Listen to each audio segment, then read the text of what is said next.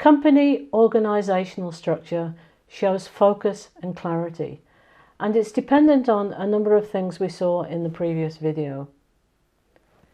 So number one, company organisational structure is dependent on the business sector or the industry a company is working in, or the products or the services that it provides.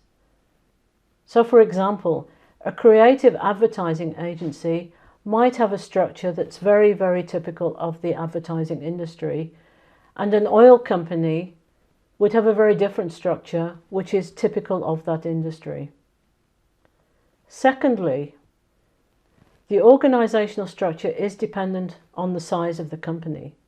Put very simply, a small company will have a simple organisational structure, and a larger company will have a much more complicated organisational structure. Organisational structure number three is also dependent on the stage of growth of the company. And it's also, number four, dependent on the vision and the goals of the company.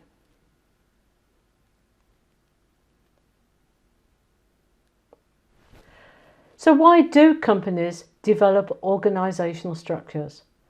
Well, companies develop organisational structures in order to show the roles and the responsibilities and the accountability of different employees.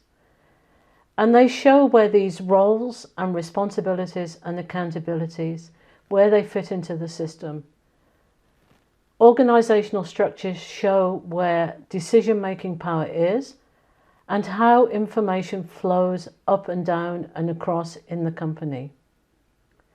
They also show how different activities are directed towards the visions and the goals of the company. Now, what we're going to do in this video is look at three basic organisational structures and the diagrams associated with them. But before we do this, there is some vocabulary that you need to learn and you need to look at so that you can talk about and answer questions about organisational structure. So let's get started with this vocabulary. So the first piece of vocabulary that we have is layer of management. And layer of management shows the line of division between different positions in a company. So there would be, for example, a difference between a marketing director, a senior marketing manager, a junior marketing manager, and administrative staff for marketing. Connected with layer of management then, we have the chain of command. So the chain of command is the system by which instructions are passed down from one employee to another. So the marketing director will pass instructions to the marketing senior manager, who will pass instructions to the marketing junior manager. And also connected with this then, we have span of control. So the marketing director will have a certain area of control, a span of control that shows which activities he or she, or the functions and or the people that person is responsible for. Hierarchy and hierarchical. This is very simply a system of ranking. So many companies or many organisations have a hierarchy. I think the thing here to notice is the pronunciation. It's a very hard sound in the middle. Hierarchical, hierarchy. And the organisation is often shown on an organisational chart. An organisational chart is a visual representation of the organisation. If a person has a certain span of control, then they can be in charge of something, or they can be responsible for something.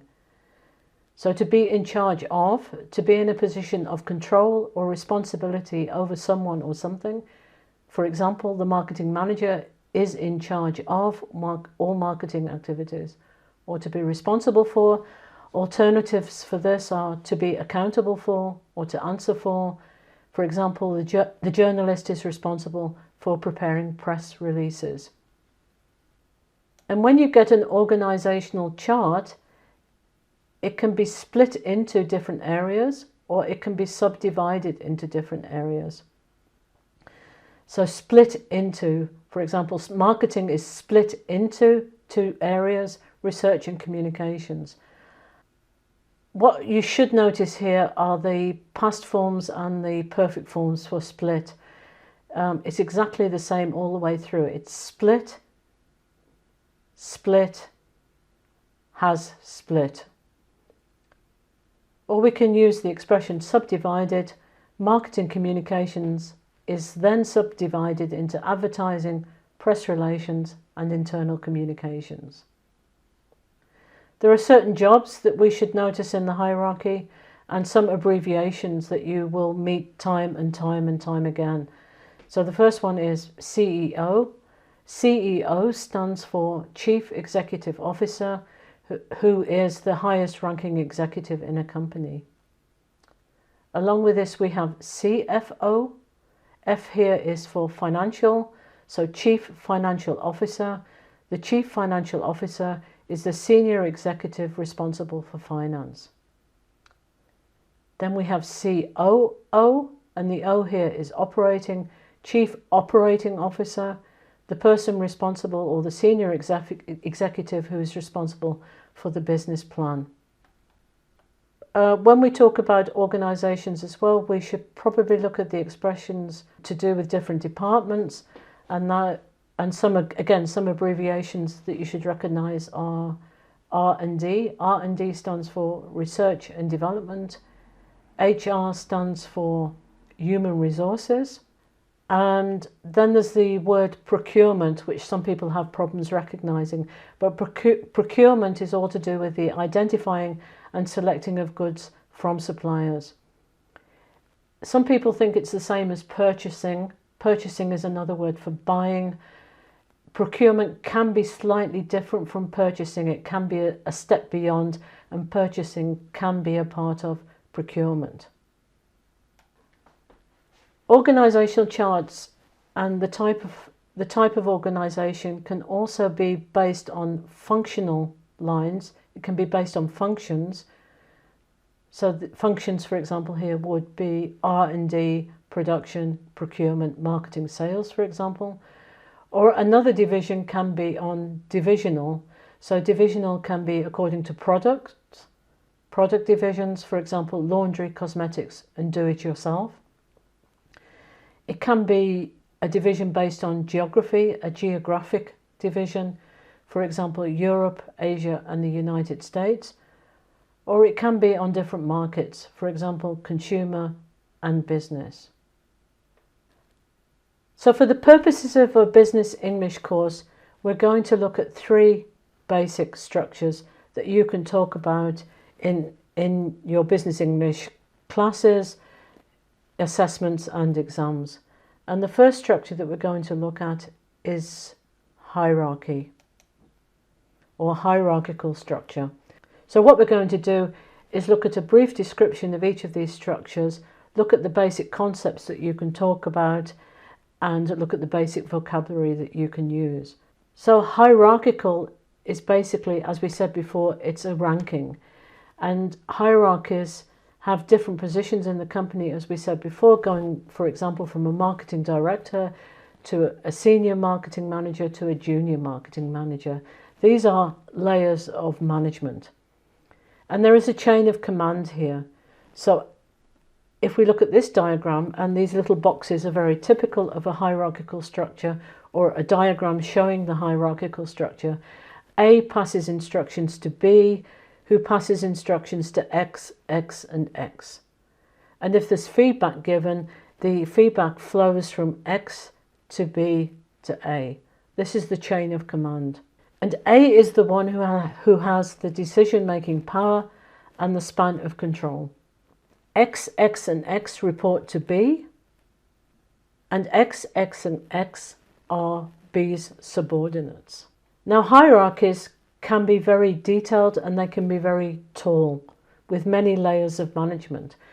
But if you get a startup, or maybe a tech company, or a smaller company, a hierarchy can also be called a flat hierarchy.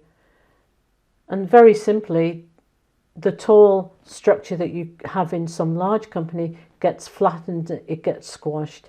And if we look at this diagram here, we've got 2 layers of management. It's a flat hierarchy. And this means that chains of command are very short. Now, another structure that we can use for the purposes of a basic business English course is a matrix structure. So a matrix structure is very different to a hierarchy. Hierarchy, the positions tend to be fixed. If you're following a career, you can move from a junior manager into a senior manager into a director. In a matrix is very typical of companies where there are a lot of projects going on and project teams are necessary. Matrix structures can be permanent or they can be temporary, and they're very typical of some kinds of business areas. People have their authority and their decision-making power is much more equal than it would be in a hierarchical structure. And very simply, matrices bring people from different functional areas in order to do a project or to solve a problem. And this means a matrix can have several chains of command and multiple reporting structures. The emphasis with a matrix is on teamwork, cross-team collaboration and communication. And roles can be changing, they can be very fluid. And the final diagram that I would like to look at here, again for the purposes of a business English course, would be a circle. Now this is a little bit different again from a hierarchy in that the nearer you get to the center of the circle, the nearer you are to the center of power. So decision-making power and influence. I've given a simple example here, so going from the CEO to the directors, to the managers, to the office workers, to the production workers. Roles can be very important in a circle, and where you are in the circle is also quite important if you're thinking about influence and authority. So these are the 3 basic structures for you to think about. Why do you need to know about them, or why do you need to be able to talk about them? Well, talking about simple organisational structure would be part of a basic business English course, and it could be that there is a question in the exam that you can build up and talk about organisational structures. Knowing about basic organisational structure will help you with other courses. If you're in a business studies department, for example, or faculty, or you're doing a business administration degree, you will talk about organisational structure in other courses, in English or in your own language. Knowing about organisational structure also helps you with the job that you choose to do. If you're working at the moment, you can actually go to human resources and ask them for a copy of their organisational chart or diagram, and to see where you fit into the system and how the system works in the company that you work in. Looking at organisational systems will help you to decide what kind of company that you're working in, or if you're going for a job interview, you can do some research and find out what kind of company it is. And deciding on the organisational structure you want to work in at different parts of your career really depends on what kind of career that you want and what kind of personality you have and the way that you like to work. So that's all I wanted to say about organisational structure for the purposes of a business English course. I will relate organisational structure to culture in the next video. But for the time being, thanks a lot for listening. Please like, subscribe, and hit that notification bell.